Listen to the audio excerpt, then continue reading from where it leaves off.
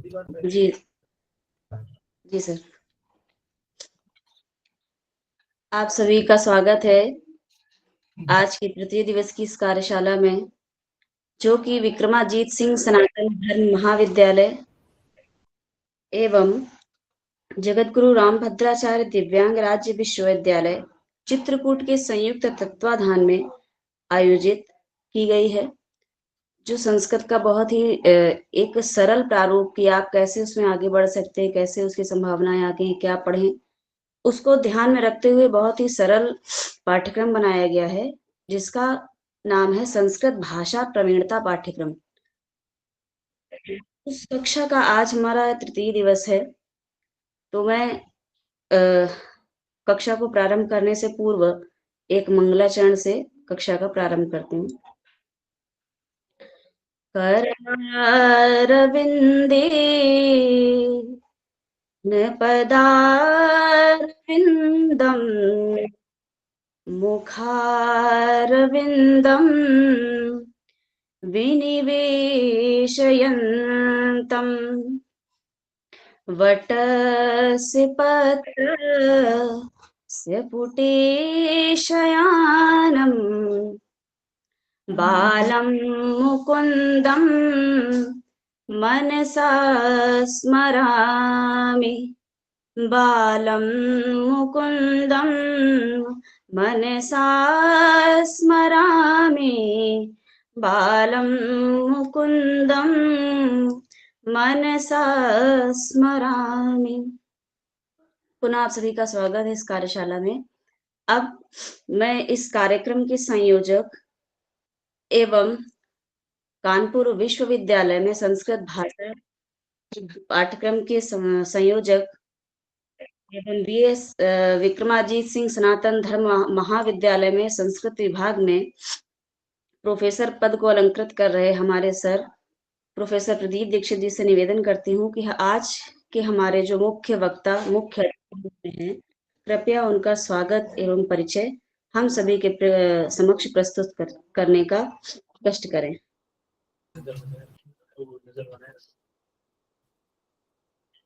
इस कार्यशाला में जो प्रतिभाग कर रहे हैं उन सभी प्रतिभागियों का अभिनंदन है और मेरा नमस्कार है।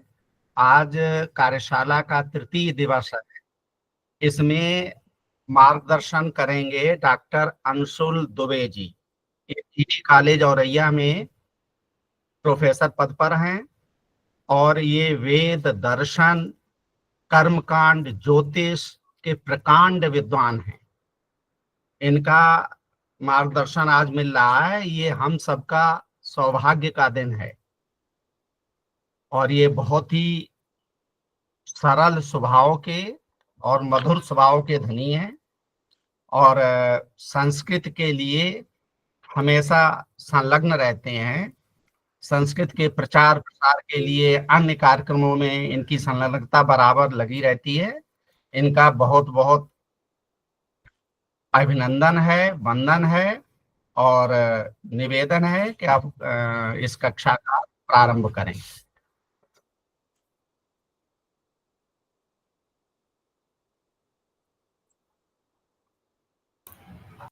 धन्यवाद सर। सादर प्रणाम सभी सुधीजनों को। सत्यव्रतम सत्यपरम त्रिसत्यम सत्यस्य योनिम निहितम च सत्ये सत्यस्य सत्यमृत सत्य नेत्रम सत्यात्मकम त्वाम शरणम प्रपन्नः। सत्य स्वरूप ईश्वर को प्रणाम निवेदित करते हुए हम लोग विषय की चर्चा करते हैं। क्षमा चाहते हैं, एक फोन रिसीव करना होगा।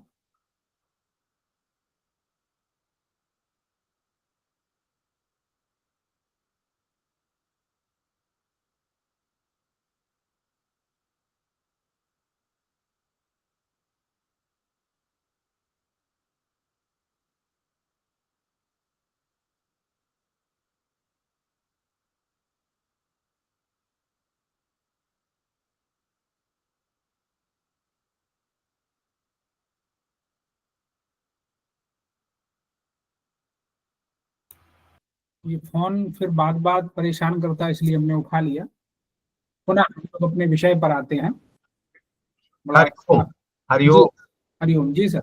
एक मेरा सभी प्रतिभागियों से और शिक्षक से, मार्गदर्शक से सादर निवेदन है कि 1 घंटे के लिए इस दूरभाष यंत्र का परित्याग कर दें तो अति उत्तम होगा। नहीं तो ज्ञान की वर्षा हो रही और बीच में व्यवधान पड़ रहा है, तो मुझे तो बहुत खल रहा है, बाकी आप लोग जाने। मेरा निवेदन है, स्वीकार किया जाए तो अच्छा रहेगा। निश्चित रूप से सर की बात अनुकरणीय है, हम सब उससे अपने अनुकरण में लाएं। और उसी में एक निवेदन और मेरा है कि यदि बहुत कोई अड़चन ना हो तो हम लोग अपना कैमरा ऑन रखें। तो वर्चुअल की दुनिया में कैमरा सब कुछ है। कैमरा मतलब चीजें क्या दिख रही हैं ये बहुत आवश्यक है। और कई बार हम कैमरा बंद करके कैसे बैठे हैं सामने वाले को पता नहीं चलता। सभी प्रतिभागियों से मेरा पुनः आग्रह है, एक बार कैमरा अपना ऑन कर लें और फिर हम लोग अपनी चर्चा को आगे बढ़ाते हैं। मुझे कुछ नाम दिख रहे हैं, जैसे शिवम सिंह एक नाम दिख रहा है, देवांशिका है, आप भी अपना कैमरा ऑन कर सकते हैं, दिव्यांशी तिवारी हैं, और एक शायद संस्था से ही देवभाषा की शोध संस्था से जुड़ा हुआ है, दूसरी डिवाइस होगी। हाँ, दीपक जी ने अपना कैमरा ऑन कर लिया, त्रिवेदी जी हैं, बहुत बढ़िया। इसी तरह अन्य जो हमारे प्रतिभागी हैं उनसे भी हमारा आग्रह रहेगा कि हम लोग कैमरा ऑन करके बैठेंगे और बड़ी अच्छी आज एक सार गर्भित हम लोग चर्चा करने की कोशिश करेंगे कि जो हमारे जो शीर्षक है, जो कार्यशाला की विषय वस्तु है, वो संस्कृत भाषा प्रवीणता पाठ्यक्रम। वस्तुतः इसमें प्रवीण मतलब पारंगत बनाने की बात कही गई है। यदि प्रवीण ना भी हो पाए, यद्यपि भाषा विज्ञान की दृष्टि से प्रवीण का एक जो व्युत्पत्ति लभ्य अर्थ था वो था प्रकृष्टो वीणायाम, जो वीणा बजाने में निपुण है, दक्ष है, उसको प्रवीण कहा जाता है। लेकिन जब शब्द अपने अर्थ का विस्तार करते हैं या एक पर्टिकुलर अर्थ में रूढ़ हो जाते हैं तो वो फिर प्रचलित अर्थ माना जाता है। तो प्रवीण का अर्थ हो गया दक्ष या निपुण।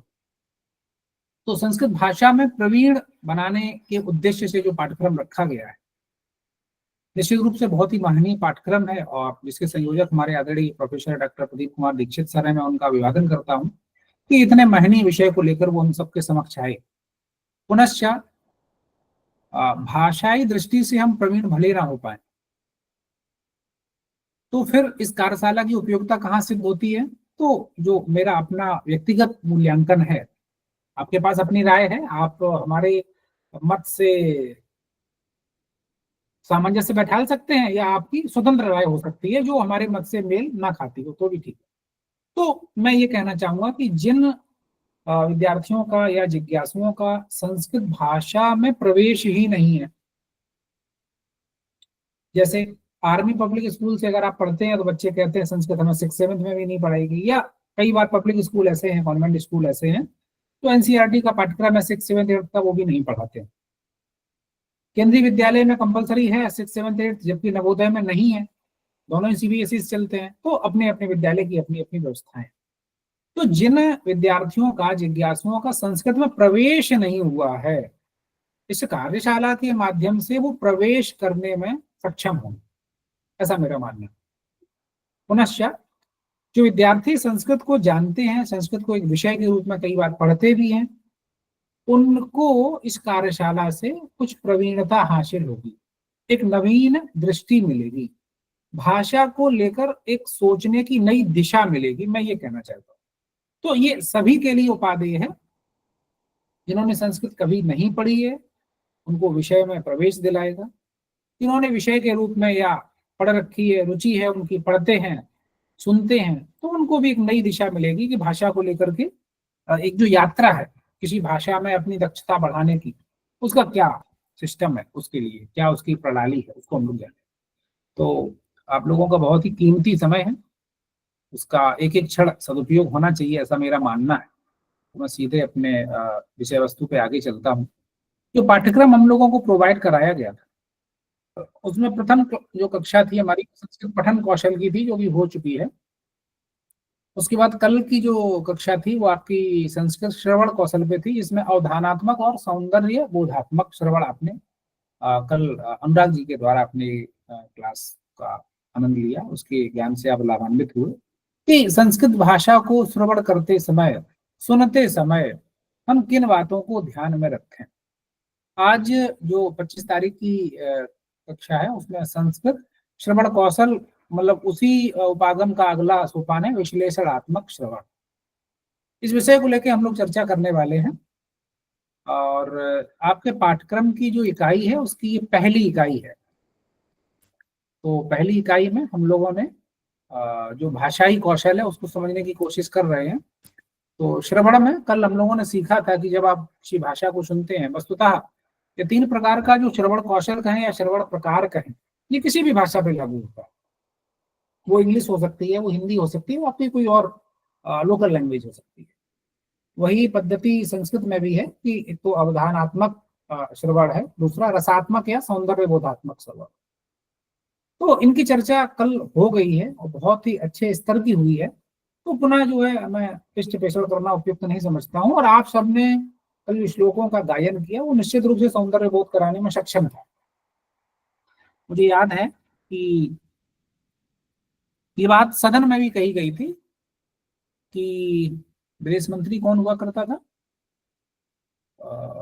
अरे उस महिला का नाम बताएं जो भाजपा से एमपी रही है और अभी, सुषमा स्वराज की मैं बात कर रहा हूँ। बढ़िया साड़ी के ऊपर सदरी पहनती थी और सदन में वो अपनी बात रख रही थी।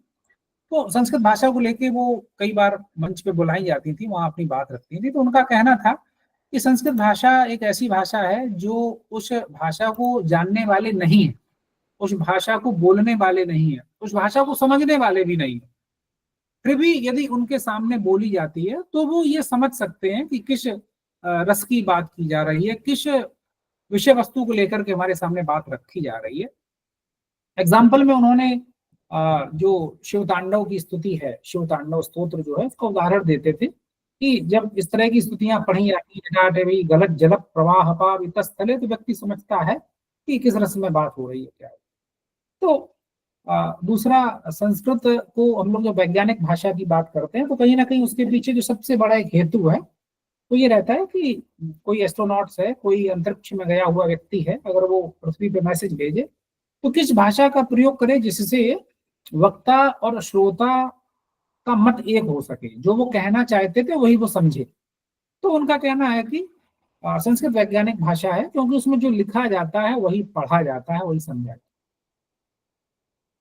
जो संस्कृत की वैज्ञानिकता के लिए सबसे बड़ा हेतु दिया जाता है। पुनः आपने कई बार संसद की डिबेट में, टीवी की डिबेट में किसी राजनेता के द्वारा दिए गए बयान के आधार पर आपने टीवी के कार्यक्रम सुने, उसमें कहा जाता है, जिसके ऊपर आरोप लगते हैं, वो ये कहता है कि मेरा ये आशय नहीं था। इस बात को आप समझिए, उसके बयान से कुछ बात तोड़ मरोड़ के निकाली जाती है और तमाम बातें होती हैं। चुनावी कार्य, जब चुनाव का दौर चलता है तो ये बहुत ज्यादा देखने को, तो हमारा ये कहने का आशय नहीं था। इसका मतलब श्रोता ने उसको सही से नहीं समझा या उसने भिन्न अर्थ में समझ लिया।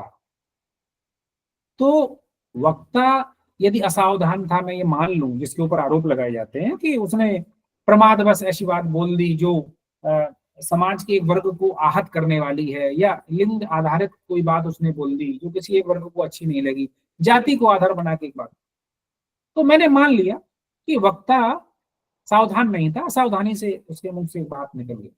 लेकिन क्या श्रोता सावधान था? क्या उसे ये पता चल रहा था कि कौन सी बातें की जा रही हैं? तो श्रवण बहुत ही आवश्यक है। प्रधानमंत्री जैसे पद पे रहने वाला व्यक्ति भी कहता है कि कहते हैं कि वो चुनावी बात थी। दैट मीन्स हमें श्रवण करते समय, सुनते समय श्रोता का भी ये कार्य है कि सावधान होकर सुने।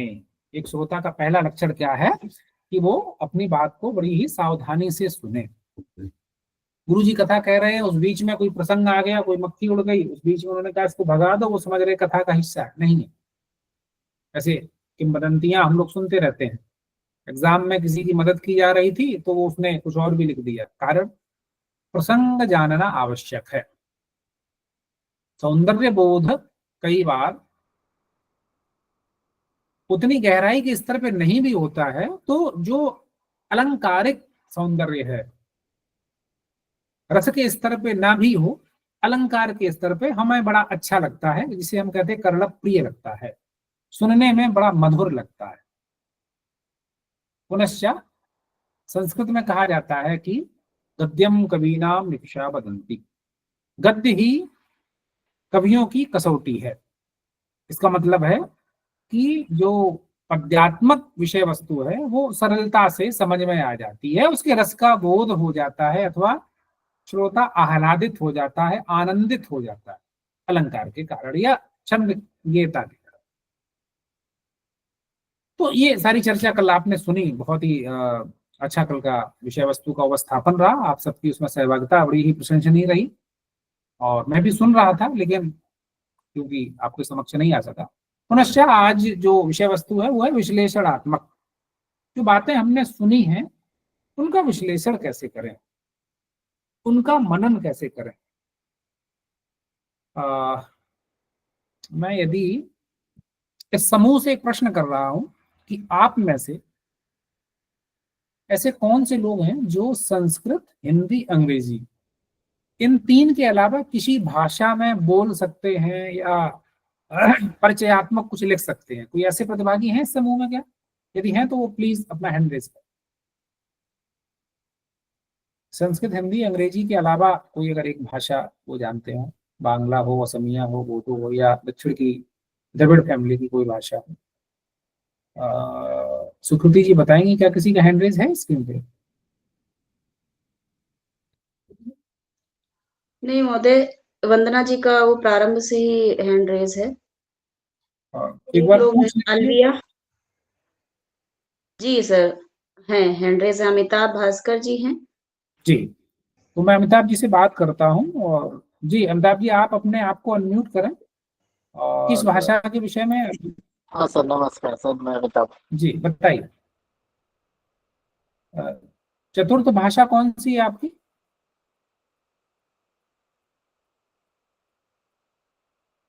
हिंदी, अंग्रेजी, संस्कृत के अलावा चौथी भाषा जिसमें आप कुछ गति रखते हैं वो कौन सी है? आप बताएंगे प्लीज उसका नाम कृपया। कुछ उन्होंने बोला था और फिर से वो म्यूट हो गए। जी एक लोग और हैं, एल्विया सतपथी करके। जी, आप तक आवाज आ रही है? हेलो? अपने आप को अनम्यूट करें। जी बताएं, कौन सी आपकी भाषा है तीन के अलावा चौथी? चौथी भाषा मैं तो समझ सकता हूँ, बंगाली समझ सकता हूँ, क्योंकि मैंने कुछ वर्षों तक बंगाल में काम किया हूँ। तो वहां पे रहते मुझे ये बंगाली भाषा थोड़ा समझ में आती है, कैसे उनसे बात करनी है। तो उनमें थोड़ा सा मैं या तो बंगाली कोई बात कर रहे हो तो मैं उसकी बातों को समझ पाता हूँ और थोड़ा मोड़ा उनसे बात कर पाता हूँ। ठीक है, धन्यवाद। कोई और भी प्रतिभागी है इस तरीके का जिसका कोई और अतिरिक्त भाषा के विषय में कुछ जानकारी, कुछ परिचयात्मक ज्ञान कोई रखता हो? यदि है तो हैंड रेज करें, अपने आप को अनम्यूट कर ले। खैर, अलीवा जी हैं क्या? पूछ लीजिए एक बार। जी सर, उनका हैंड रेज था इसलिए। वही असावधानी से होगा। जी सर, हाँ नमो जी नमः। बताएं, आपकी कौन सी भाषा है? जी वैसे मेरा मदर टंग तो उड़िया है, मैं उड़ीसा से हूँ बहुत सर। बढ़िया, बहुत बढ़िया। जी तो उड़िया हमारे लिखना पढ़ना मेरा वहीं से ही हुआ है, तो वो लिखना और पढ़ना वो दोनों भाषा मुझे मतलब पूरा एकदम से आती है।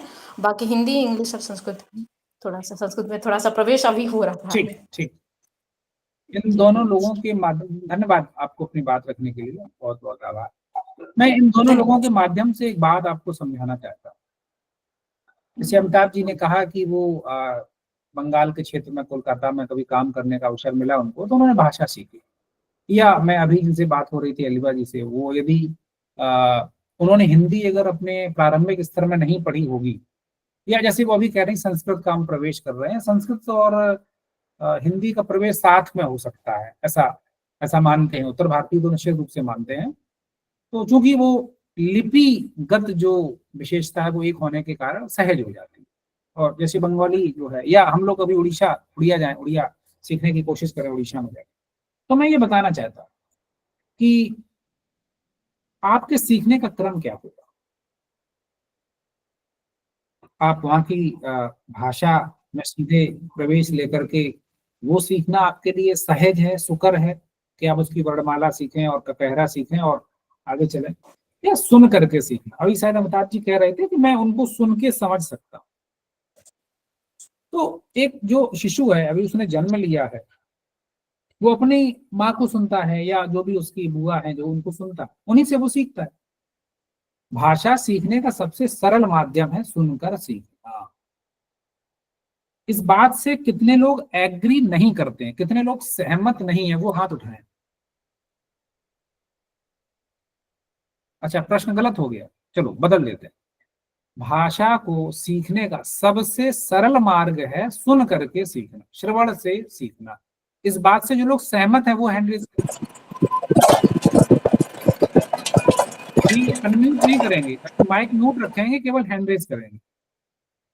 जैसा कि मैं स्क्रीन पर देख पा रहा हूँ, बहुतायत संख्या ऐसी है जो इस बात से सहमत है कि भाषा को सुन करके आसानी से सीखा जा सकता है। सीखा जा सकता है लिख के, पढ़ के, बोल के, हर प्रकार से। सपोज करो किसी की सर्वोडेंद्रिय काम नहीं करती है, वो बोलता भी नहीं है, सुनता भी नहीं है, काया दोनों एक ही साथ रहता है, तो ऐसे व्यक्ति के साथ में जो डिफिकल्टीज है वो सुन के तो नहीं सीखते हैं, लेकिन सीख तो वो भी लेते हैं, संस्कृत भी सीखते हैं। तो उनको अगर हम एक विशेष अपवाद के रूप में रखें तो आप सब एग्री हैं कि भाषा को सुन करके आसानी से सीखा जा सकता है। ठीक है, आप लोग हैंड रेज करना, सॉरी हैंड डाउन करना है अपना। जी, तो एक तो ये सिद्धांत हो गया कि अगर हमें भाषा में प्रवेश चाहिए तो नंबर एक, हमें भाषा को सुनना पड़ेगा। एग्री है? ठीक है। अब आप एक बात बताइए, जो लोग अभी कार्यशाला में संस्कृत सीखने आए, कुछ लोगों को हमने लिंक दी है या विभिन्न माध्यम से उन्होंने लिंक ली।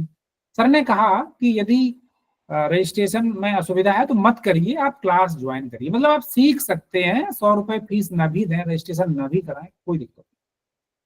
ठीक है, उन्होंने क्लास को ज्वाइन कर लिया। अब क्या हुआ कि मेरी बातें आपको बोरियत तो नहीं लग रही, ऐसा नहीं लग, मेरा टाइम किल हो रहा है, समय की बर्बादी तो नहीं लग रही? नहीं सर। अच्छा, ठीक चल रहा है? नहीं सर, अच्छा चल रहा है। बहुत बढ़िया, धन्यवाद बताने के लिए, बहुत बहुत बहुत धन्यवाद। अच्छा चल रहा है सर। बहुत अच्छा। तो मैं ये बताना चाहता हूँ कि जिस दिन कार्यशाला का उद्घाटन सत्र था, मुझे अच्छे से याद है, सुकृति जी उसका संचालन कर रही, और अभी उन्होंने कुछ ही बोला होगा, कुछ पंक्तियां ही उन्होंने बोली होंगी। उसी समय में किसी अच्छा दीक्षित जी, अनुराग जी को जो है परमानंद की, देखो अपना अपना जो जिसके अंदर जो है उसे वही दिखता है। कहते हैं ना, जो खाते हैं उसी की डकार आती है। तो जिसके अंदर आनंद है उसको आनंद की प्रतीति हो रही है, जिसके अंदर परमानंद है उन्हें परमानंद की प्रतीति हो रही है।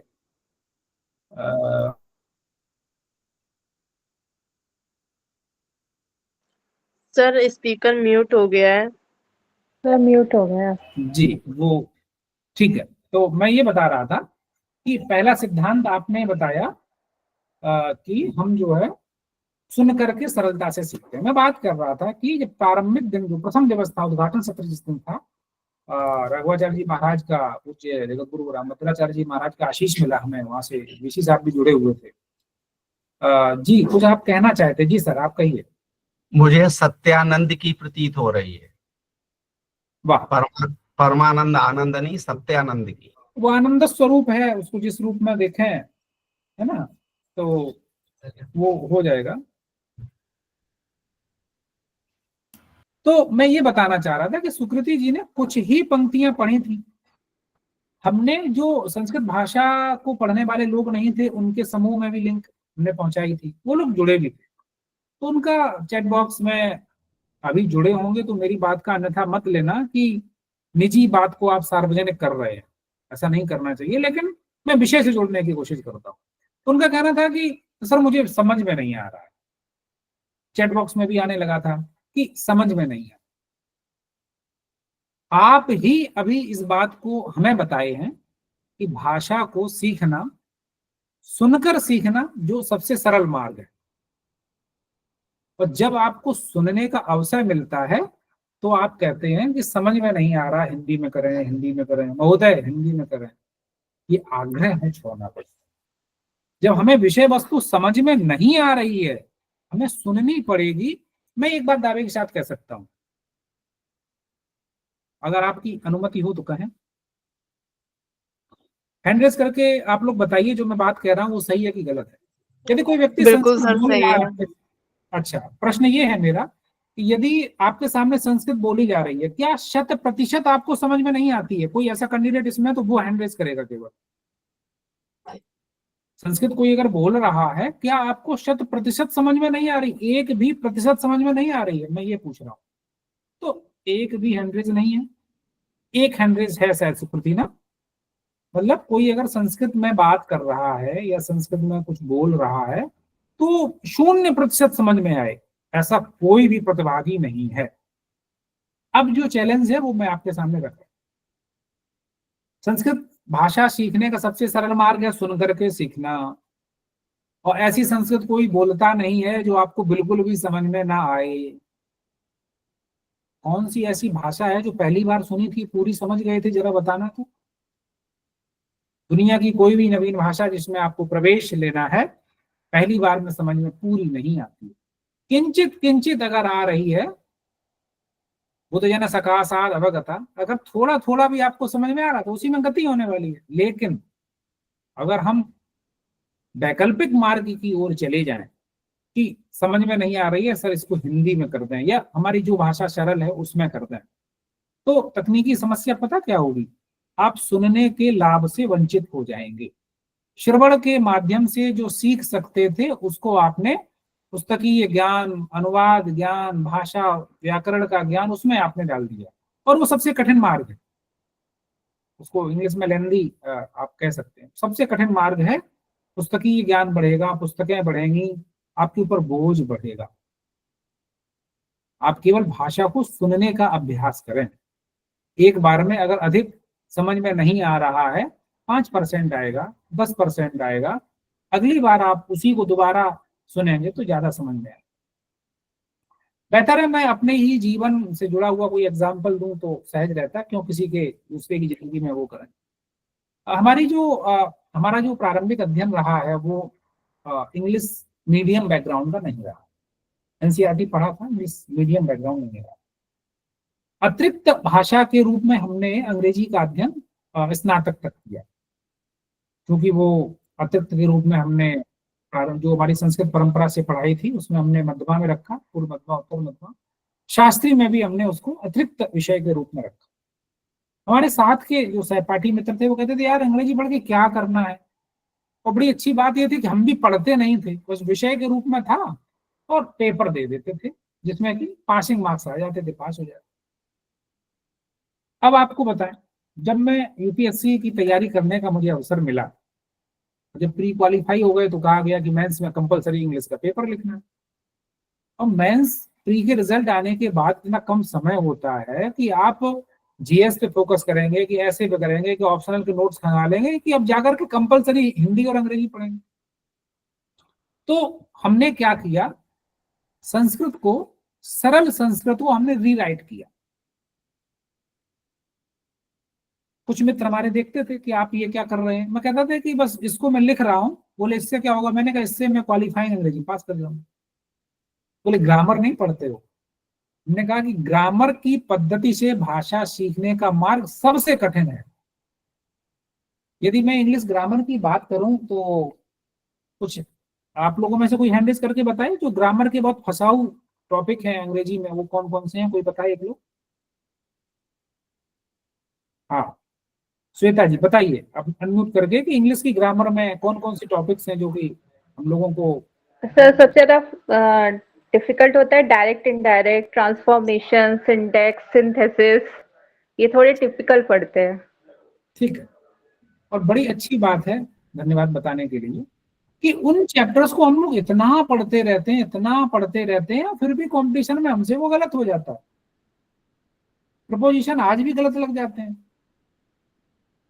तो महत्वपूर्ण ये नहीं है हमारे प्रपोजिशन कंजक्शन वर्ड ठीक हो, महत्वपूर्ण ये है कि हम भाषा जो विचार के आदान प्रदान का माध्यम है, दूसरे के द्वारा कही गई बात को, लिखी गई बात को हम समझ सके। कितना प्रतिशत समझ रहे हैं ये बाद में अपना महत्व रखेगा। प्रारंभिक ये है कि कुछ समझ में आ रहा कि नहीं, और हम ये देखते हैं कि प्रपोजिशन में सोफा पे कोई व्यक्ति बैठा है तो इन लगाएं कि ऑन लगाएं कि अपॉन लगाएं, इसमें परेशान है।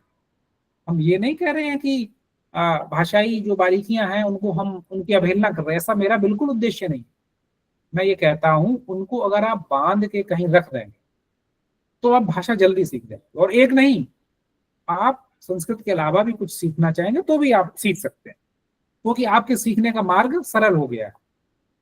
और नहीं फिर आप परंपरागत रूप से संस्कृत भाषा सीखने का प्रयास करिए और एक लंबा सा समय आपका लग जाएगा, जो कि है नहीं हमारे पास।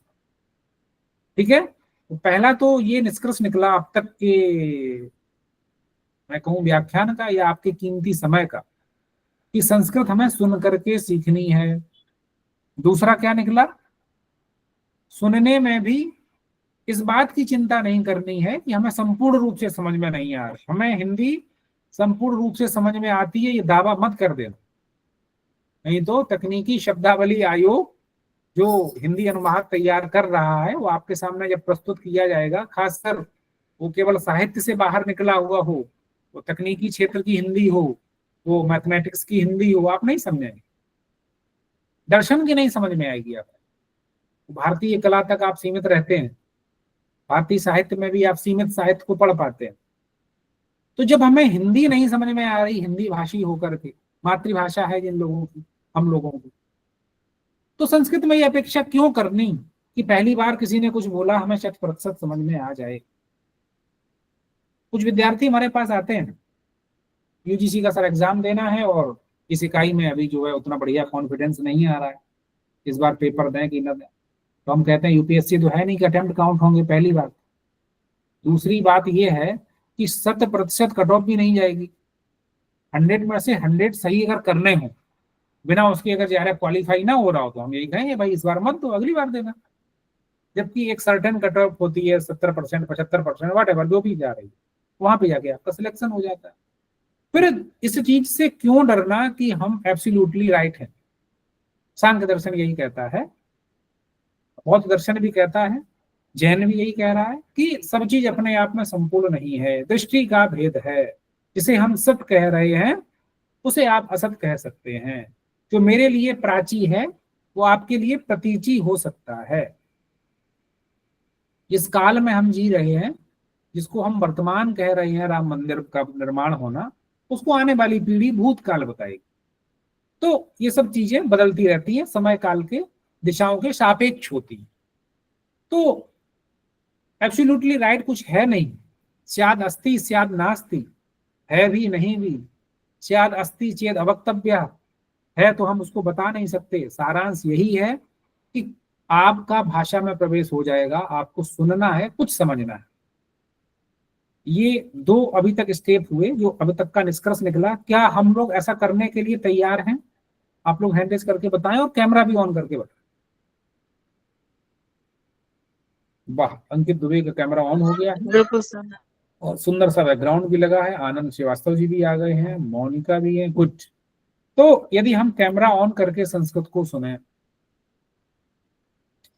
जब संस्कृत को सुन रहे हैं तो अभी जैसा सर ने निर्देश दिया था कि दूरभाष को दूर रख दें, केवल सुने। आपको याद है जिस बात को हम सुनना चाहते हो, जिस बात को हम सुनना चाहते हो, वो सुनाई बड़ी कम दे रही हो। कल बताया था अनुराग जी ने कि 20 डेसिबल से 20,000 डेसिबल के बीच की बातों को हम सुन सकते हैं। उसके नीचे की अपश्रव्य हो जाएगी और उसके ऊपर की पराश्रव्य। ठीक है, किसी की महत्वपूर्ण बात है या किसी की बात हमको प्रिय लग रही है, मैं उस बात को सुनना चाहता हूं, लेकिन वो बात चोरी से बोली जा रही है या धीमे से बोली जा रही है, तो कैसे सुने हम? तो तरीका क्या है कि अपने आप को और ज्यादा अटेंशन में लाओ, एकाग्र चित्त होकर के सुनो। आपने ऐसा कुछ लोगों को देखा होगा कि कान पे फोन लगाए हुए हैं, किसी का माइक म्यूट है, अगर गलती से हो तो बंद कर लो, और अगर जानबूझ के तो अपनी बात आप कह सकते हैं। हाँ, कान आप लोग हैंड रेज कर दें, जो हैंड रेज किया उसको हैंड डाउन कर दें आप जी, एडमिन महोदय कर दें। हाँ, एक कान पे आपने फोन लगा लिया है, आप शोरगुल वाले जगह पे हैं और कोई व्यक्ति आपसे महत्वपूर्ण बात पूछ रहा है, घर से फोन आ गया, कहीं से आ गया, तो आप दूसरा कान बंद करते हैं।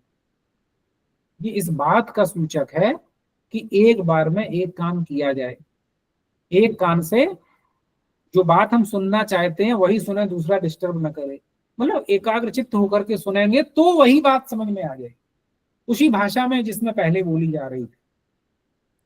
तो एकाग्रचित्त होकर के हमें सुनना है। और फिर कुछ भाषा शिक्षण के सूत्र हैं, सरल से कठिन की ओर। पहले सरल भाषा को सुनना है, फिर धीरे धीरे कठिन की ओर पारंगत हो। तो जो मार्ग है वो ये निकल के आया कि हम लोगों को जो अपनी दक्षता, जो प्रवीणता इसमें लानी है, वो लानी है सुन करके। कैसे सुन करके? तो अवधानात्मक श्रवण, ये कल आप लोगों ने अच्छे से सीखा। दूसरा है सौंदर्य बोध, रसात्मक, ये भी आपने कल सीखा। आज की विषय वस्तु है विश्लेषणात्मक। जो श्रोता है वो श्रुत सामग्री में व्यक्त विचारों के भावों पर तुलनात्मक दृष्टि से विचार करता हुआ अपने पूर्व अनुभवों के आधार पर उनका मूल्यांकन करता है, निष्कर्ष निकालता है। ये तो पारिभाषिक दृष्टि से विश्लेषणात्मक श्रवण की बात कर दी। इसको जरा व्यवहारिक धरातल पे लाने की कोशिश करते हैं। व्यवहारिक धरातल मैं अपने विद्यार्थियों के माध्यम से जो मुझे अनुभव मिलता है एग्जाम्पल में, उसी सीखने की बात करता हूँ, आपके सामने रखता हूँ। एक विद्यार्थी मेरे पास आता है और वो कहता है कि मैं संस्कृत में निबंध नहीं लिख पाता। ये समस्या हम तब भी देखते थे जब यूजीसी की परीक्षा लिखित होती थी, संस्कृत मीडियम में होती थी। वो कहते थे कि हमें आता है लेकिन क्या करें, संस्कृत में लिखना पड़ता है, इसलिए हम नहीं लिख पाते। जब उन लोगों से हमने बात की तो पता क्या निष्कर्ष निकल के आया? प्रारंभिक स्तर का जो संवाद होता है, जैसे अभिवादन, नमो नमः, आप कैसे हैं, भगवान कथम अस्ति, यहां तक ठीक चलता है। पुनः चाय को चायम, संगणक या कंप्यूटर को कंप्यूटरम संगणकम, इससे आप वार्तालाप वाली संस्कृत की बात कर रहे हैं। अच्छा प्रयास है, भाषा में रुचि जागृत होगी आपकी। लेकिन अगर आपसे कोई कह दे कि वेदांत की दृष्टि से अध्यास के स्वरूप को बताएं, अध्यास के बारे में किसी ने पहले शब्द सुना है कि नहीं सुना है? हैंड रेज करके बताइए, अध्यास शब्द किसी ने सुना है वेदांत का? जी, हैंड रेज एक हुआ पुष्पेंद्र जी का, बहुत बढ़िया। और किसका हुआ? एक ही है, केवल एक ही व्यक्ति ने अध्यास सुना है। कोई बात नहीं। अज्ञान सुना है?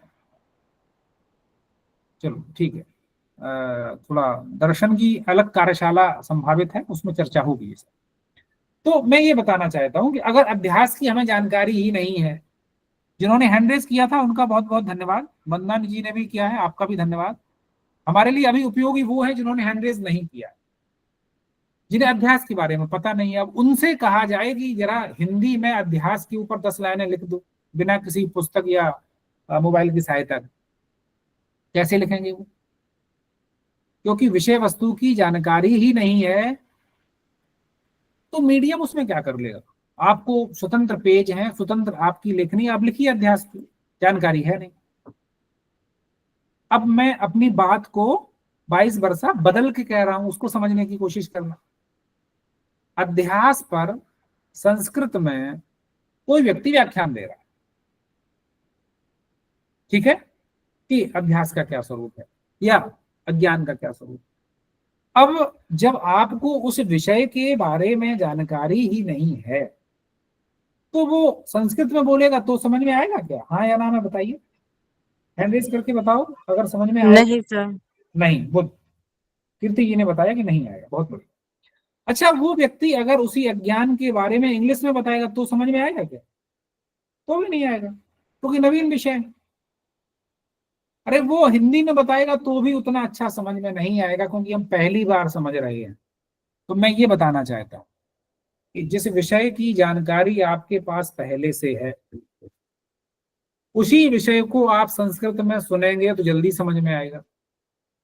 और जिस मुद्दे को आपने सुना ही नहीं है, उस मुद्दे पर कोई डिबेट करे, कोई व्याख्यान दे, लेक्चर दे, उसमें भाषा रोड़ा नहीं है, भाषा आपको समस्या नहीं कर रही है, उस विषय की जानकारी का न होना समस्या है। मैं ये बताना चाहता हूँ। जब मैं इंग्लिश में ऐसे लिखने की बात कर रहा था आपसे, उसमें मैं ग्रामर को फोकस करके नहीं लिख रहा था। मुझे पता था कि इंडियन इकोनॉमी के कौन कौन से सेक्टर पे हमारी कमांड अच्छी है, जिसपे हम हिंदी में बताओगे तो हिंदी में लिख देंगे, संस्कृत में बताओगे लिख देंगे, इंग्लिश में बताओगे तो लिख देंगे। जब तक आपको विषय वस्तु पर पकड़ नहीं है तो आप भाषाई कठिनता का सामना करेंगे। अब यदि पंचतंत्र की कहानियां हैं, सरल हैं, किसी भी भाषा में आप समझ सकते हैं। आपको याद है चंपक आती थी बच्चों के पढ़ने के लिए, वो हिंदी में भी आती थी, इंग्लिश में भी आती थी, शायद आपको पता है कि नहीं मुझे नहीं पता, संस्कृत में भी आने, दक्षिण की भाषाओं में भी आती है, संस्कृत में भी। तो वो चूहा बिल्ली की कहानी हमें आसानी से समझ में आ जाती है कि वो पेड़ पे चढ़ रहा है, क्या कर रहा है। तो हमें कौन सा कंटेंट सुनना चाहिए जो कि तुलनात्मक रूप में सरल हो। तीसरी बात ये निकल के आई कि हमें सुनना है तो क्या सुनना है, जिसकी हमें पूर्व में किंचित जानकारी है। अब आप अगर तकनीकी क्षेत्र के नहीं है, साइंस बैकग्राउंड के नहीं है, और आप कैसे जो लिथियम सेल बनाई जाती है उसके बारे में आप संस्कृत में पढ़ेंगे तो डिफिकल्टी होगी। आप सरल विषय को लेके पढ़ेंगे तो आपको आसानी रहेगी। कोई मैथ की थ्योरी को आप संस्कृत में समझने की कोशिश करेंगे तो वो डिकोड ही तो हो रही है, जो आर्यभट्टियम से लेकर के विभिन्न प्राचीन भारतीय ज्ञान परंपरा में लिखा गया कि पाई का मान कितना श्लोक के माध्यम से, तो वो ज्योतिष का जो विद्यार्थी है जिसने पढ़ा वो बताएगा आपको। ठीक है। मुझे प्रसंग याद आ गया है, अगर अनुराग जी मीटिंग में जुड़े हैं मैं उनसे आग्रह करूंगा जरा पाई का मान जो श्लोक है एक बार, अगर कोई समस्या ना हो तो एक बार जरा सबको सुनाएं और फिर सेशन को हम लोग दूसरे चरण में ले चलते हैं। पाई के मान, मेरी आवाज आ रही सभी को? जी सब जितने प्रतिभागी हैं उनको मेरा नमन। पाई के मान के लिए सबसे पहला जो श्लोक मिलता है वो गोपी गीत जब समाप्त होता है उसके बाद एक श्लोक है गोपी भाग्यम करके, गूगल कर लीजिएगा मिल जाएगा। दूसरा एक श्लोक आर्यभट्टियम एक ग्रंथ है, आर्यभट्टियम में कुल 4 पाद हैं, उसमें एक पाद है गोलाध्याय, उसमें एक श्लोक है चतुरणिक, चतुरणिक मतलब होता है 4, शतमष्ट गुधम, उसमें 100 जोड़ दीजिए, 4 में आप 100 जोड़िए, और अष्टगुधम मतलब 4 + 100 और ब्रैकेट बंद करके फिर 8 का गुणा कर दीजिए। चतुरणिक शतमष्ट गुधम, फिर द्वास षष्ठी सहस्त्र नाम, और उसमें द्वास षष्ठी मतलब होता है 62,000, प्लस उसमें 62,000 जोड़ दीजिए। इसके बाद आनाहम वृत्त परिहरः, उसमें 20,000 का आपको भाग देना है। जब आप 20,000 का उसमें भाग दे देंगे तो पाई का मान 6 अंकों तक शुद्ध आ जाता है। यह आर्यभट्ट ने 6वीं शताब्दी में ही बता दिया था, 597 में हुए थे आर्यभट्ट, जो आज की काल गणना है, मुझे लगता है उससे पहले हुए थे। तो इतना सटीक पाई का मान बता देना एक बड़ी बात थी। और एक दिन अंशु जिसे चर्चा हो रही थी तो उन्होंने हमारे बीच में इस पर चर्चा हुई, उन्हें याद रहा कि हाँ ऐसा श्लोक है, तो बहुत बड़ी बात थी ये। और एक विशेष बात मैं आपको बता दूं, पाई का मान आपको पता होगा क्या होता है, 3.14 होता है, 1416 4 अंकों तक। तो 3.14, 14 जो है वो 14 तारीख हो गई, और 3 मतलब हो गया मार्च। 14 मार्च को विश्व पाई दिवस मनाया जाता है, इसीलिए 14 मार्च को विश्व पाई दिवस मनाया जाता है, क्योंकि पाई का मान 3.1416 होता है। तो ये ध्यान रखना है। धन्यवाद अंशु जी, आगे चलिए। आप बहुत अच्छा प्रस्तावना कर रहे हैं।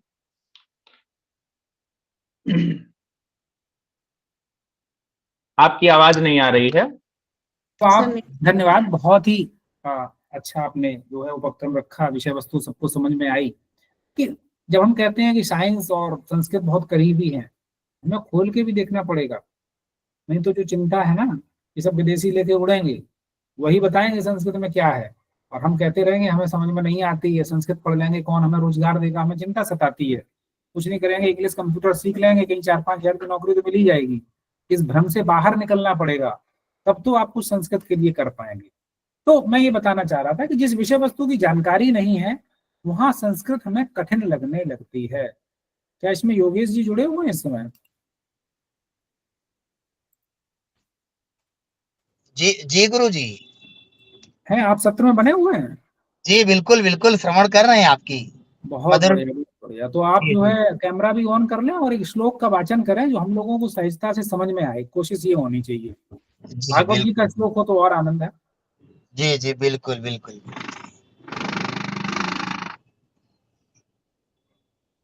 सच्चिदानंद रूपाय विश्योत्पत्त्यादिहेतवे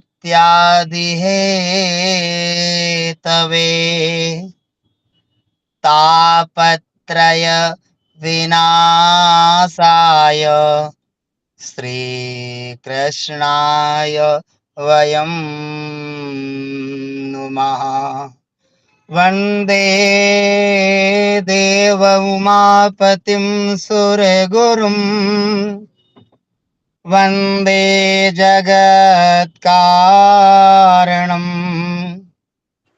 वन्दे पन्नगभूषणं मृगधरम् वन्दे पशूनां पतिम् वन्दे सूर्यशशाङ्कवह्निनयनम्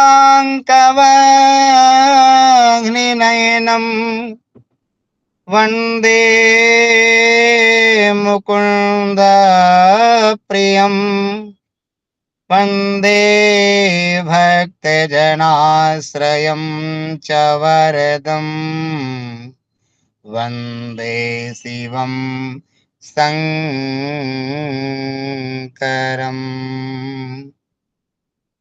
हमारे अंशुल भैया जी ने, सर आपने जो मौका दिया इस श्लोक बोलने के लिए सबके सम्मुख, इसलिए हम आपका कोट कोट धन्यवाद देंगे। और हमारे सभी गुरुजन जैसे कि आदरणीय पूजनीय हमारे प्रदीप सर जी भी जुड़े हुए हैं, उनके चरणों बंदन करते हैं। तथा हमारे जो भी पूजनीय इस ग्रुप में जुड़े हुए हैं उनका सबका चरण बंदन करते हुए बड़े हर्ष से हम कह रहे हैं कि जो ये कार्यक्रम आयोजित हुआ या संस्कृत हम सब लोग सीख रहे हैं, ये बहुत ही अलौकिक है और बहुत ही अच्छा कार्य हुआ है, क्योंकि आज के युग में संस्कृत विलुप्त हो रही है। उसमें जो कार्य प्रारंभ किया गया है उसके लिए बहुत ही अच्छा है। और हम खुद इसका श्रवण कर रहे हैं और ध्यान से सुन रहे हैं कि कौन सी चीज छूट ना जाए, कि कब क्या किससे क्या मिल जाए। तो बहुत ही अच्छी बात है और बहुत अच्छा लग रहा है। और हम चाहते हैं कि इस कार्यक्रम को और भी आगे बढ़ाया जाए और लोगों को जोड़ा जाए। और हमारे अनुराग भैया भी जुड़े हुए हैं, इनको भी सादर प्रणाम करते हुए हैं। और जो भी जिनको हम नहीं जानते हैं हमारे गुरुजन हैं उनको भी सादर प्रणाम करते हुए हैं, क्योंकि शेक्सपियर जी ने भी कहा है कि Sanskrit is the greatest language in the world, is almost and wonderful. तो इसलिए ज्ञान की भाषा, देव की भाषा, और ये भाषा ऐसी है कि बहुत ही पूजनीय भाषा है। ये जब हम बोलते हैं तो आस्था जुड़ जाती है और सभी लोग ध्यान पूर्वक बताते हैं। जब संस्कृत बोली जाती है, मंत्र बोले जाते हैं, तो पक्षी भी सुनते हैं संस्कृत को।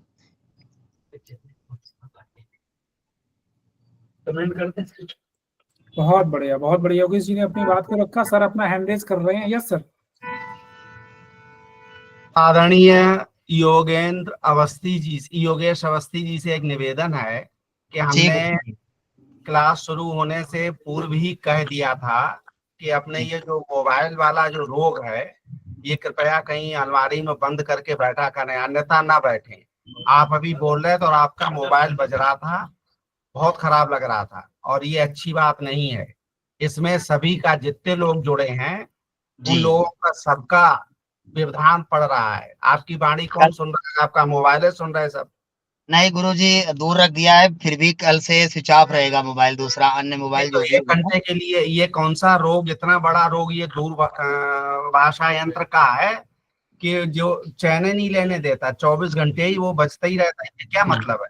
नहीं नहीं गुरुजी, कल से इसको थोड़ा सा दूर कर देंगे और या तो साइलेंट मोड पे कर देंगे या स्विच ऑफ कर देंगे। ये आपको निवेदन ज्यादा कहने, ना आप दूर करेंगे ना साइलेंट मोड करेंगे, इसको हटा ही दीजिए उस कमरे से जहाँ अब आप बिल्कुल बैठे। हटा दें गुरुजी। अच्छा अच्छा, आप कमरे से हटा दें, ठीक है। तो ठीक है ऐसा गुरुजी, क्षमा ऐसा चाहेंगे। विश्वास है कि बढ़िया होगा। धन्यवाद योगेश जी, बहुत ही अच्छा आपने सरल उच्चारण किया, जो हम सबको बड़ा न केवल करड़क प्रिय था बल्कि हम लोग उसको समझ भी रहे थे। जी बहुत बहुत सब इस धन्यवाद बात अंशुल को, भैया। जी, आप सब इस चीज को महसूस करेंगे कि उनके द्वारा किया गया उच्चारण, जिसमें गति बड़ी बड़ी बड़ी मध्यम गति थी। जब मध्यम गति होती है तो चीजें समझने में आसान होती हैं। जैसे मेरे उच्चारण का जो सबसे बड़ा दोष है वो ये है कि मैं शीघ्रता से बात करता हूँ। शीघ्रता से बात न करें तो और अच्छे से आपको समझ में आए। लेकिन अगर अति मंद गति से उच्चारण किया जाए, जब आप वाक्य का लक्षण पढ़ते हैं तो उसमें शब्दों में, जो पदों में सन्निधि होनी चाहिए, आकांक्षा, योग्यता, सन्निधि। ऐसा नहीं कि सुबह एक पद का उच्चारण किया जाए, एक शाम को किया जाए, तो उसमें अर्थबोध नहीं हो। हमारे देश के यशस्वी प्रधानमंत्री जी जब बात करते हैं तो बहुत मतलब गति उनकी स्लो हो जाती है। कई बार समझने में लगता है कि जो हम समझ रहे हैं वही वो बोल रहे हैं, कुछ और हम समझ रहे हैं। खैर, तो जो उच्चारण एक सधी हुई गति से किया जाए, अति तीव्र गति से न किया जाए, तो भी हमें चीजें आसानी से समझ में आती हैं। पुनः हमारे लिए जो अप्रचलित शब्द हैं, यदि उनकी आवृत्ति कम हो उस विषय वस्तु में, तो भी हम उसको आसानी से समझ सकते हैं। क्या मोहित जी हैं इस बीच में कहीं? दिख तो रहे थे शायद अभी थोड़ी देर पहले।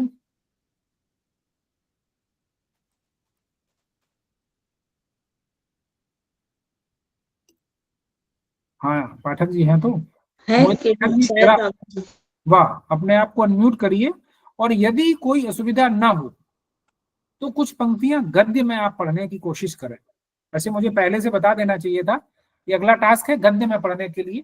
तब तक आप कुछ श्लोकों को ही सुनाएं, आपका कंठ बड़ा मधुर है, और मैं अगले प्रतिभागियों से अपेक्षा करूंगा कि वो गद्य में कुछ कंटेंट, कुछ पंक्तियां लिखी हुई जो रखी है उन्हीं का वाचन करना है।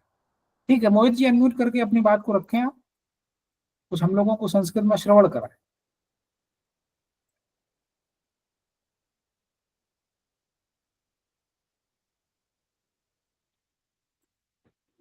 आपका माइक हरिओम जी जी।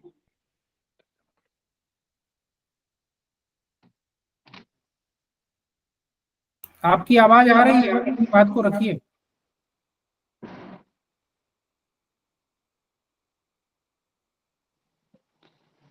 हरिओम।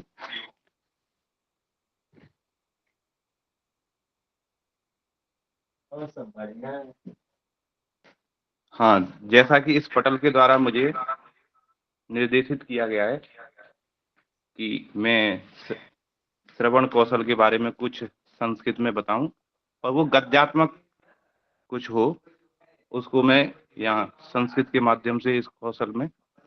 तो मैं सबसे पहले डॉक्टर अंशुल दुबे जी जो हैं, जो श्रवण कौशल के सूबो पाली, सुनना, बोलना, पढ़ना, लिखना, इन कौशलों के बारे में जो सुदृढ़ प्रकार से जानकारी दे रहे हैं, मैं उनका बहुत धन्यवाद करूंगा। आप बहुत ही अच्छे प्रकार से इस कक्षा को संचालित कर रहे हैं, और मुझे लगता है कि आप इन जो प्रतिभागी जुड़े हुए हैं, सभी के अंदर इस श्रवण कौशल के अनेकों आयामों के माध्यम से आप समस्त प्रतिभागियों को, मुझे लगता है कि इस ज्ञान को उनके अंदर आप प्रतिष्ठित कर पाए हैं। तो मेरा नाम मोहित पाठक है, और मैं संस्कृत का ही स्टूडेंट हूँ, और मैं भी एक प्रतिभागी के रूप में इसमें मतलब चयनित हूँ। मैं भी यहाँ पे एक प्रतिभागी हूँ, तो मैं संस्कृत में कुछ बोलना चाहूंगा।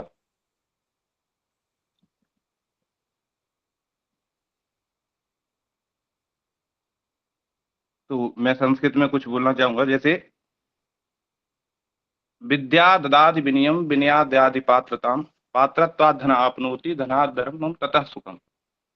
कह रहे हैं विद्या ददाति विनयम। विद्या क्या है? विनय को प्रदान करती है।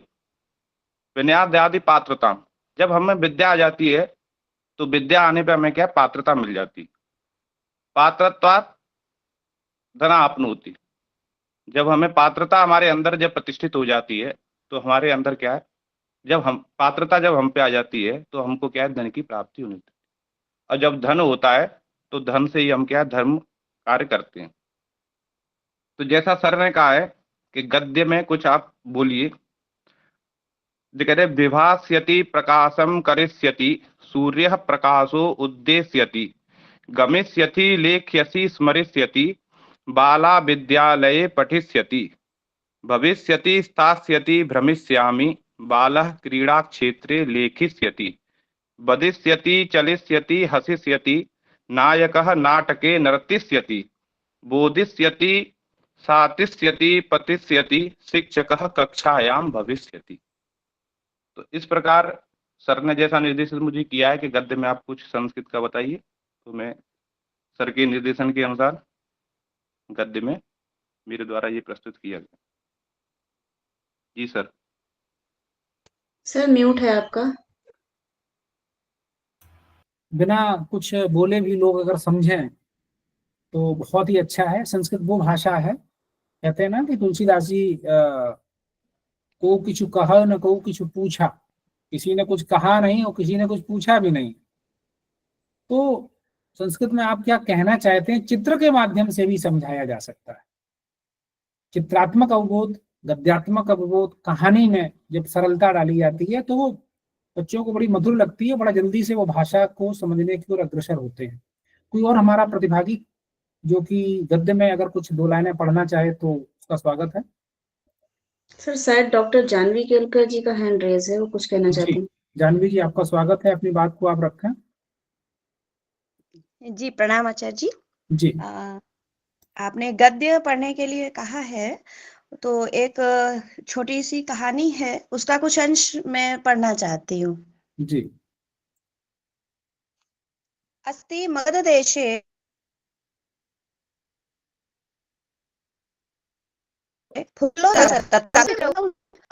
कम्बुग्रीवनाम तयोः मित्रम् एकः कूर्मः अपि तत्रैव प्रतिवसति स्म।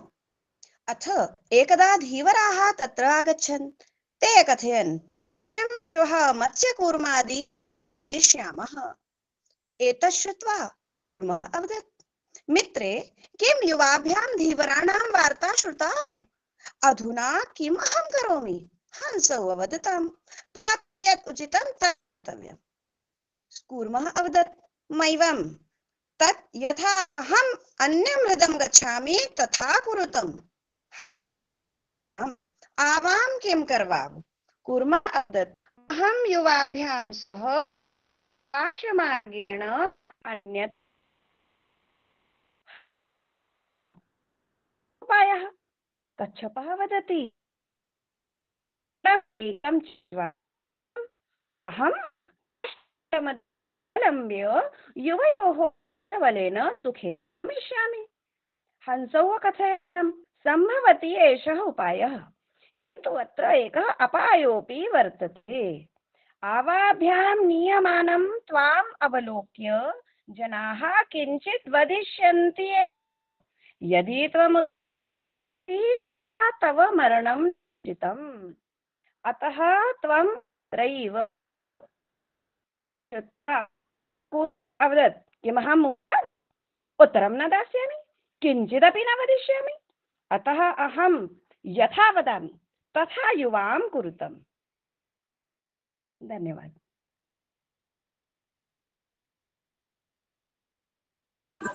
आपने सर इस कथा की बात आपने की, ये प्रतिभागियों को समझ में आई होगी ऐसा मेरा विश्वास है। पुनः मैं स्क्रीन शेयर कर रहा हूँ, समय बस किंचित निमिष मात्र है, तो उसको आपके सामने रख के फिर क्लास को यहीं पे रोकूंगा।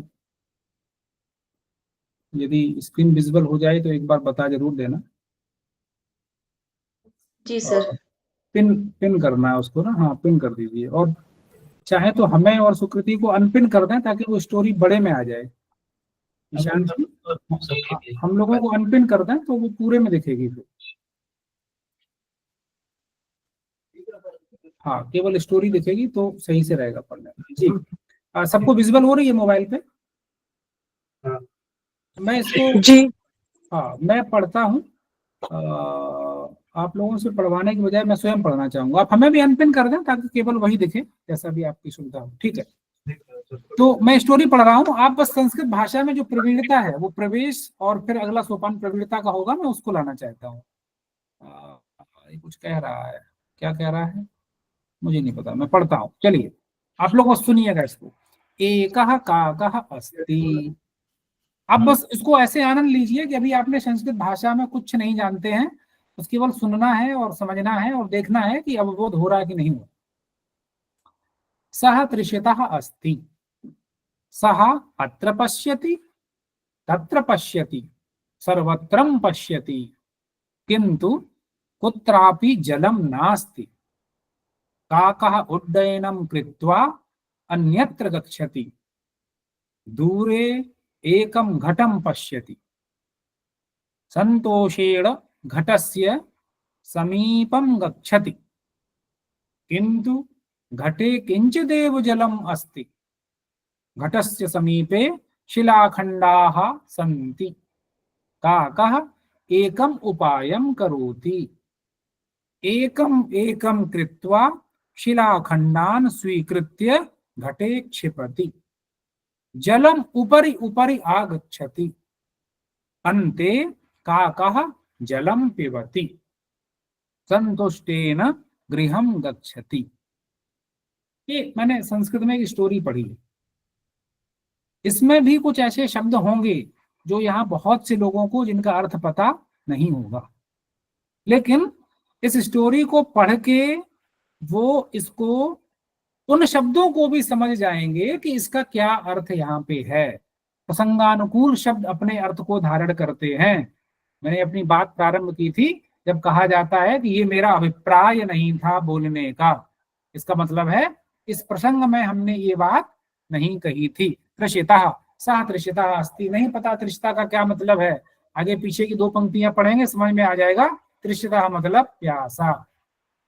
तो ऐसी सरल स्टोरी को अगर हम सुनना प्रारंभ करें तो निश्चित रूप से संस्कृत भाषा में न केवल हमारा प्रवेश होगा बल्कि हम उसकी जो पारंगता है, जो उसकी प्रवीणता, उसको भी प्राप्त करेंगे।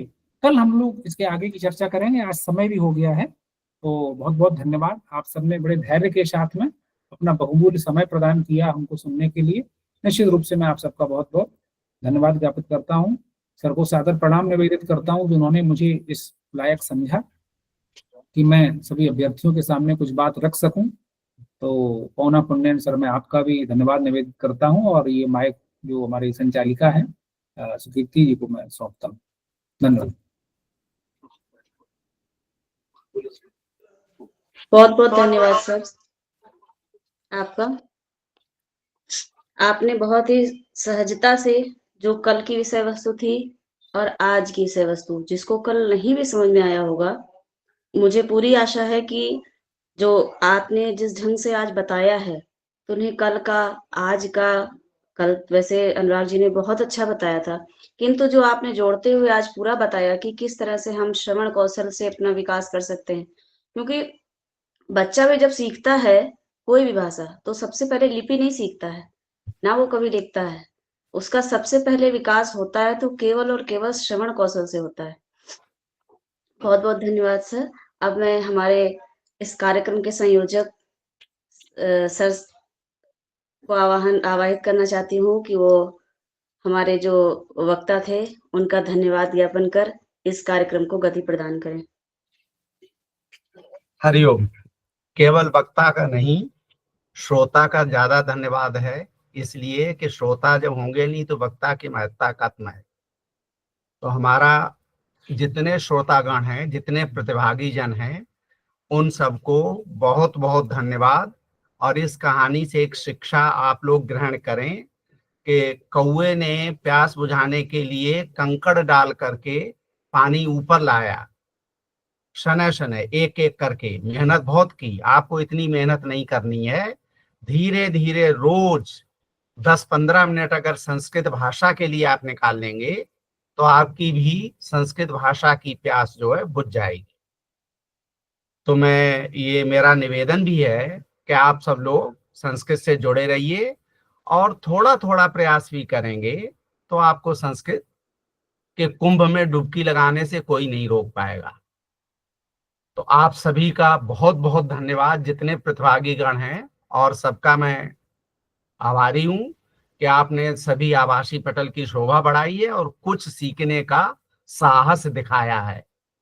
और धन्यवाद डॉक्टर अंशुल जी को, जिन्होंने इतने मनोरम ढंग से और सार गर्भित चीज को, सार गर्भित वस्तु को, सार गर्भित बिंदुओं को हम लोगों को समझाया, और इसलिए इन्हें बहुत बहुत धन्यवाद। और इनसे निवेदन है कि अगले जब भी क्लास इन्हें मिलें, अगली कक्षाएं जब हों, तो इसी मन योग से पढ़ाएं। और सबसे ज्यादा धन्यवाद सुकृति जी को है, जिनको बहुत चिंता रहती है कि आभासी पटल पर क्या होगा, हम क्या करवाएं क्या नहीं करवाएं।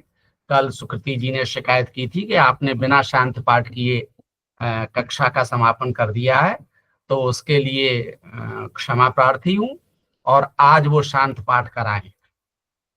जय श्री राम।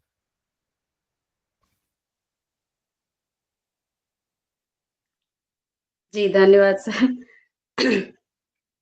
कल आप सभी लोग ठीक समय 7 बजे, उससे 5 मिनट पूर्व ही जुड़ने का प्रयास कीजिएगा। हमारे मध्य हमारे मोहित भैया हैं, तो मैं उनसे निवेदित करती हूँ कि वो कृपया शांति पाठ के द्वारा इस कार्यक्रम को आज यहाँ का विश्राम प्रदान करें। जी जी, हरिओम। जैसा कि मुझे आमुख पटल के द्वारा निर्देशित किया गया है कि आपको शांति पाठ करना है, तो मैं आपसे केवल 2 मिनट मांगूंगा।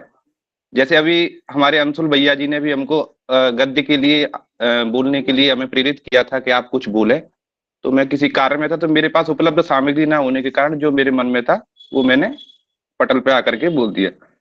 तो जैसा मुझे शांति पाठ के लिए इस पटल के द्वारा निर्देशित किया गया, तो सबसे पहले तो मैं जितनी भी यहाँ पे आदरणीय जन है, मैं उनको सादर प्रणाम करूंगा, और सभी प्रतिभागियों को मेरा नमस्कार है। तो मैं शांति पाठ क्या है और क्या हमें शांति पाठ किस लिए करना चाहिए, तो मैं उसके ऊपर थोड़ा सा बोलूंगा 2 मिनट के लिए केवल।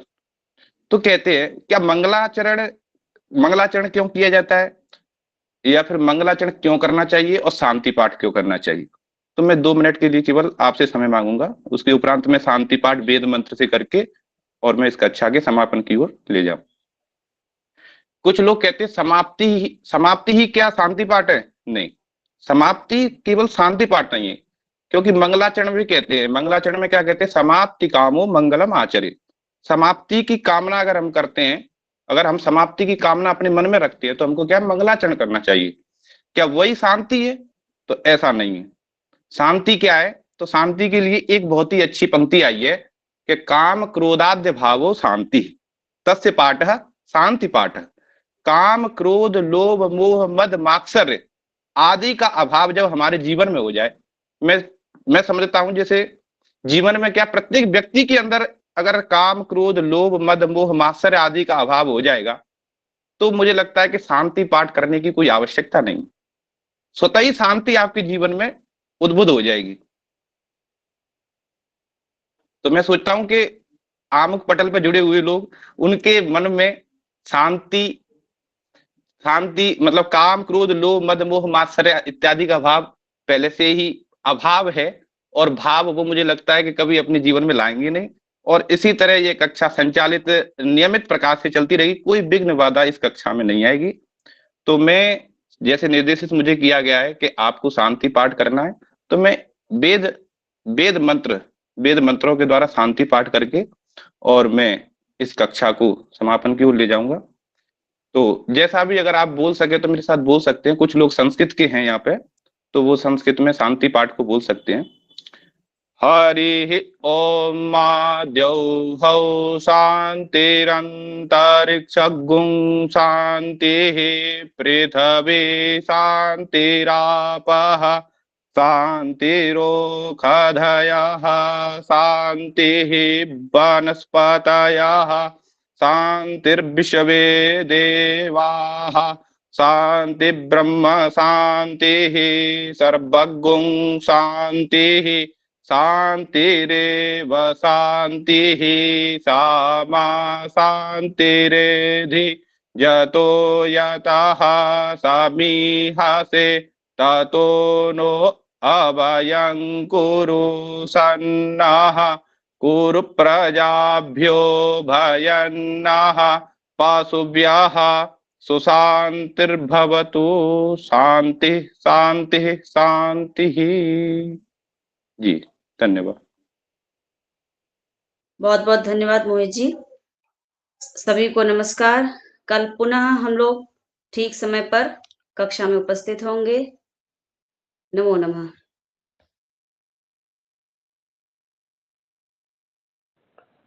नमो नमः।